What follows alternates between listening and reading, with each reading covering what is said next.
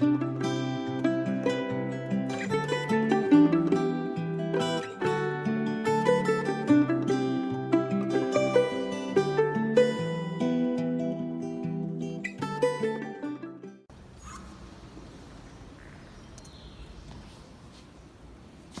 café espiritual, que hoy tiene un sabor, no solamente a café, sino sabor mariano.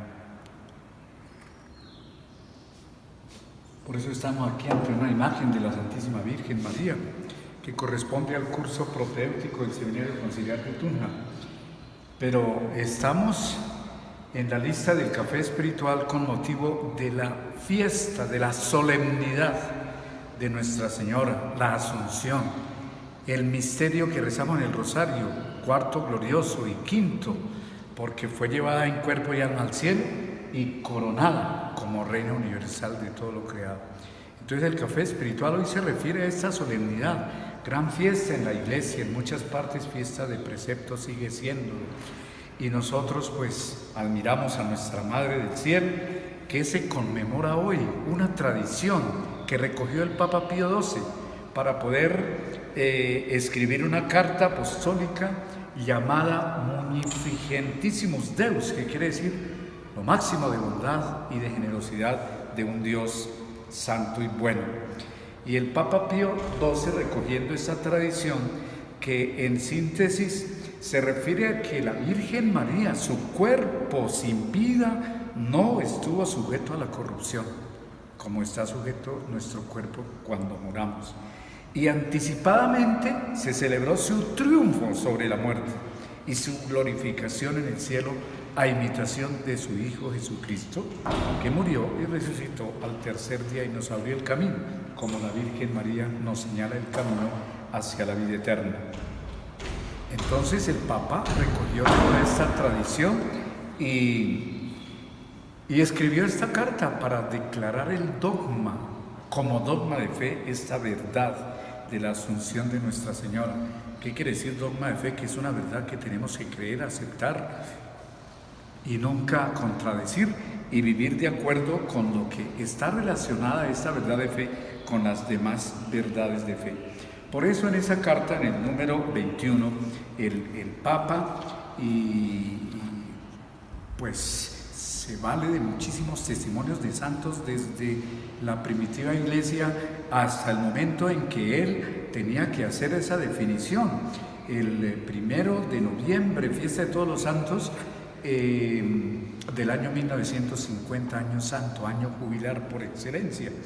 Y entre los testimonios en su carta, el oficio de lectura recoge hoy en nuestro rezo del breviario un texto muy importante de San Juan Damasceno, el más ilustre transmisor de esta tradición, que dice, bueno, la traducción del latín es más estricta, dice es necesario, era necesario. Algunas partes dice convenía, pero nosotros traducimos era necesario que aquella que en el parto había conservado intacta su virginidad, conservara su cuerpo también desde la muerte libre de la incorruptibilidad. Era necesario que aquella que había llevado al Creador como un niño en su seno, tuviera después una mansión en el cielo. Era necesario que la esposa que el Padre había desposado habitara en el tálamo celestial. Era necesario que aquella que había visto a su Hijo en la cruz y cuya alma había sido atravesada por la espada del dolor, del que se había visto libre en el momento del parto, lo contemplara sentado a la derecha del Padre. Era necesario que la Madre de Dios poseyera lo mismo que su Hijo y que fuera venerada por toda criatura como madre. Y como madre y esclava perfecta del Señor, como lo dijo en el misterio de la Anunciación. El Papa, en su definición, por todo ello que él consultó, que él miró testimonios de los santos, la liturgia, los santuarios, las imágenes, el pueblo de Dios, la consulta a todos los obispos del mundo. Por todo ello, dice el Papa, la augusta Madre de Dios, unida a Jesucristo de modo arcano desde toda eternidad, alcanzó finalmente como suprema coronación de todos sus privilegios, el ser preservada inmune de la corrupción del sepulcro, y a imitación de su Hijo, vencida la muerte, ser llevada en cuerpo y alma a la gloria celestial, para resplandecer allí como reina, a la derecha de su Hijo, el Rey inmortal de todos los siglos.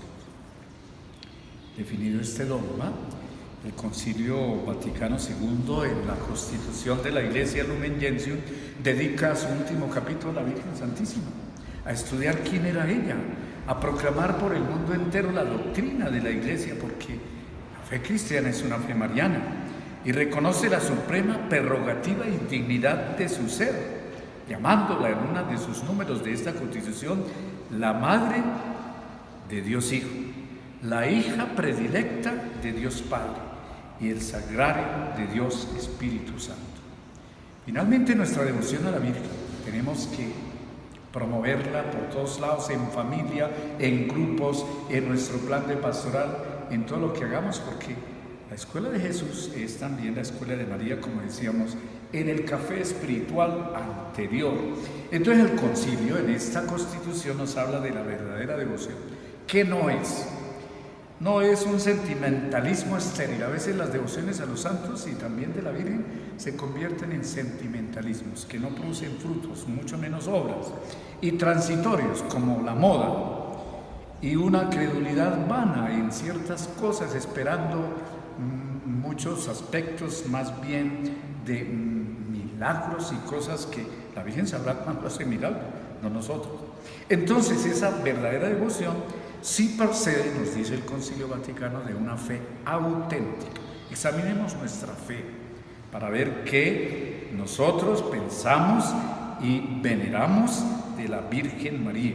El Concilio nos dice que hay que reconocer primero la excelencia de la Madre de Dios, luego vivir un amor filial hacia nuestra Madre. Somos hijos y ella es nuestra Madre.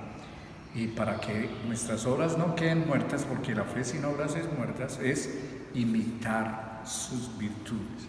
Por eso el concilio en su Lumen Gentium, que es este documento de la Iglesia, el primero que figura en los documentos del Concilio Vaticano II, habla de María glorificada en los cielos, coronada en cuerpo y alma. Entonces, siendo esto así, es imagen y principio de la Iglesia, que habrá de tener su cumplimiento en la vida futura en el cielo. Y por último, y esto para terminar nuestro café espiritual, en la tierra, nuestra Madre, asunta y coronada, precede con su luz maravillosa, porque es estrella de la nueva evangelización, al peregrinante pueblo de Dios. ¿Cómo? Atención, signo de esperanza cierta y signo de consuelo. Quedémonos con eso. La Virgen es signo de esperanza cierta en una vida eterna, en un camino de peregrinos para llegar con la resurrección a la vida eterna con Dios y a la felicidad eterna. Signo de esperanza cierta. Hay muchas esperanzas en este mundo intramundanas que son inciertas, solo buscan finalidades que no realmente llenan y plenifican el alma de las personas que creen. Signo de esperanza cierta y de consuelo. ¿No va a ser esto importante para este tiempo en que vivimos de pandemia, con sufrimientos, con tanto dolor que hay en la humanidad y en todas nuestras regiones y en nuestras familias, para mirar con ojos de esperanza de que esto pasará, de que después de la pandemia seremos mejores, de que nuestra fe crecerá y sobre todo en este caso, hablando del café espiritual, nuestro amor a la Madre del Cielo. María reina, María asunta a los cielos en cuerpo y alma y coronada como reina universal. Te rogamos, Señor, que ella nos ampare y nos defienda en todo momento y siempre. Amén. Y la bendición de Dios Todopoderoso, Padre, Hijo y Espíritu Santo, descienda sobre ustedes y permanezca para siempre. Amén.